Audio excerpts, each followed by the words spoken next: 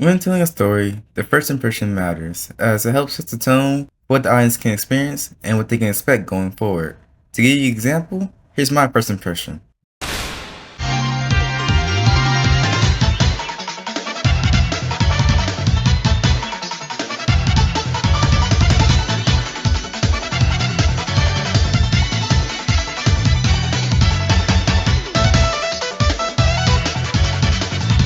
Boom. Hello YouTube, this is HD Killer reporting in, and today I'm going to be talking about a manga that's been really sticking in my mind, Hitman Reborn. And specifically I'm going to be talking about how the author Akira Amano introduces her story about gangsters and assassins in a comedic yet heartfelt way. So, to get this party started, here are my first thoughts on the first chapters of Reborn. So, the chapter starts off by introducing us to our main character, Tsunayoshi Sawada, or just Tsuna for short, being a basketball planet in this space. This might end up costing him the game, and his teammates putting all the blame on him. It's through these first two pages that establishes one fact, and that fact being that Tsuna is a loser. Straight up.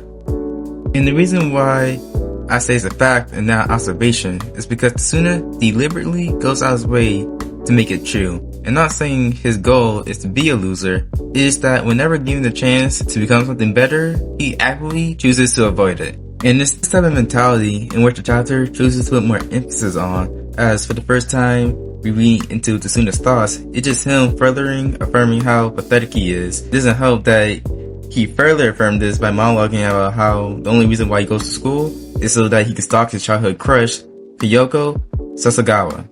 This time though, when he sees her meeting up with Mochida, the head captain of the Kendo Club. He immediately assumes that they're dating, and from there he just up and decides, oh well, there's no reason to be at school. From there, the scene cuts to him getting treated by his mom because apparently this is a common habit of his, of just him skipping school whenever there's a mild inconvenience. This time, his mom finally decides to put her foot down by hiring a home tutor from a flyer she got. But who would actually take the time out of their day to train up an unmotivated baby like Tsuna, you may ask? Well, to answer that question, it'll take another baby. A baby who happens to be the title character of the series, named Reborn. And unlike Tsuna, he ain't about the nonsense, as he immediately started putting the paws on him the second he spoke an ounce of disrespect. Soon, when they're by themselves, Reborn reveals that he was hired by the notorious Vongola Family, an organization renowned for being the most powerful mafia family in the world, with his primary mission being to train Tsuna to take over as the next boss, making him Vongola Decimo, or the 10th boss. After getting hit with all these game reveals, Tsuna just absolutely ignores it as he doesn't really feel like it applies to him, especially since it's coming from a talking baby in a suit. But regardless though, we weren't here to say as Tsuna's mom is letting him stay at the house until Tsuna's grades are better at school. Afterwards, the scene cuts to Tsuna walking around his neighborhood being trailed by Reborn, with Tsuna being annoyed by the fact that he's being literally micromanaged by a baby. It soon cuts to him getting into an argument with Reborn.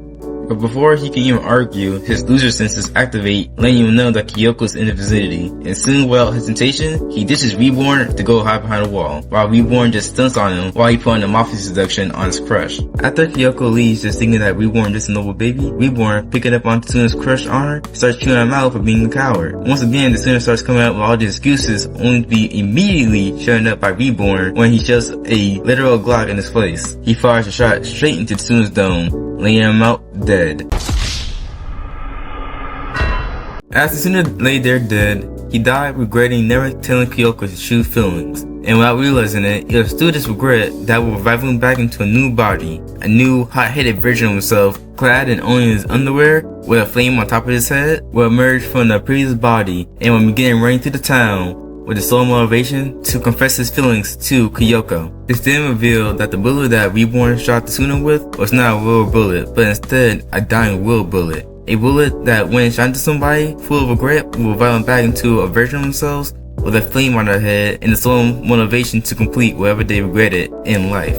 Tsuna, now filled with dying will, will soon find Kyoko and pop the important question: will she go out with him? This is where the situation goes from bad to horrendous. Not only did he scare her off, but also Machida just happens to be there, confused and justifiably angry. He knocks out the Tsuna while calling him a pervert. After a few minutes, the dying wheel soon wore off and Tsuna went back to normal. As soon as he did, he immediately ran home, embarrassed and confused as he was, standing in the street in his underwear. This is where Reborn reveals what goes into her depth about the dying wheel in his role as Tsuna's teacher. He immediately hears to guide Tsuna to be a more confident and there's a better version of himself. Tsuna is still not having it, goes to bed still annoyed and tired about everything that happened today. The next day gets even worse, as it turns out everybody at Tsuna's school knows about his unconventional confession to Kyoko. This results in all the boys dragging in Tsuna to the gymnasium, as Machida, who was also there, is still annoyed about what happened that day, challenges Tsuna to a kendo match, with the first person getting an ippon or a hit being the round. This is where it's revealed that Machida is kind of a scumbag, as he only sees Kyoko as a prize to be won, and in doing so, he sets up a lot of traps for Tsuna to make it virtually impossible for him to win. But once the match actually starts, everyone winds up being confused as Tsuna is nowhere to be seen, unknowing to the fact that he snuck out of school under the excuse that he had to go to the bathroom. Tsuna, acting like he always is, plans on saving school to avoid his fight with Machida, but before he could, Reborn stops him dead in his tracks. Seeing his cowardly face, shoots him with another dying will bullet. This time, his main goal is beating Machida, as per the rules of the dying will bullet, it's revealed that Tsuna's main source of regret is not facing him head on. So with the new influence of the dying will bullet, Tsuna instantly rushes back into the gymnasium with the sole motivation to beat Machida, completely ignoring putting on his gear for the match, which was already rigged to begin with. Tsuna bum rushes Machida and goes to land a point on him. Instead of hitting him on the head though, Tsuna breaks open his helmet and begins ripping out all his hair, as Tsuna, while dying will, interpreted getting an ippon as hikapon, which means 100 off.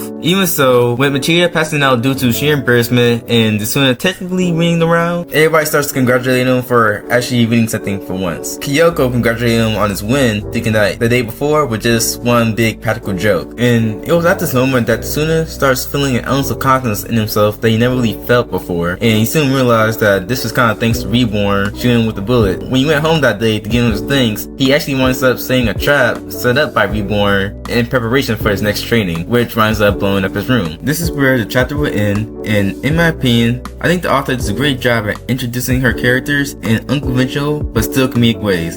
Especially with the reveal of Tsuna's new tutor being a gun-towing, tracksuit-spitting, girl-stealing hitman hired by the Mafia. Along with the mechanics of how the dying will bullet works, I also really like how this chapter establishes Tsuna's character arc and how it hints at him becoming a more confident version of himself later on throughout the story. And with that ends my analysis of Akira Amano Hitman Reborn, and thank y'all for pouring in. See you next time.